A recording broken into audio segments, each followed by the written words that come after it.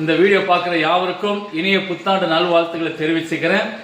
நாம் இயேசுவின் ஈவு சபையின் சார்பாக இந்த 2026 வருஷத்துல தேவன் ஒரு மிகப்பெரிய ஒரு வாக்குத்தத்த வசனங்கள் கொடுத்திருக்கிறார். அது என்னன்னு சொன்னால் சங்கீதங்கள் புஸ்தகம் சங்கீதம் 90:15 இந்த வசனம் மோசே தேவனுடைய மனுஷனாகிய மோசே தேவ சமூகத்தை ஏறெடுக்கிற ஜெப விண்ணப்பமா இருக்கிறது.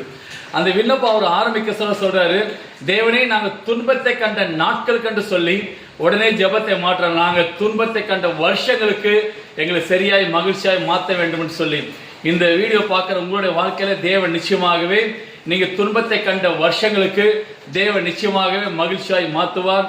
நீங்க கடந்த ஆண்டுல நீங்க கடந்து வர சொல்ல எத்தனை துன்பங்கள், துயரங்கள், வேதனைகள், கண்ணீரோடு நீங்க கடந்து வந்திருக்கலாம்.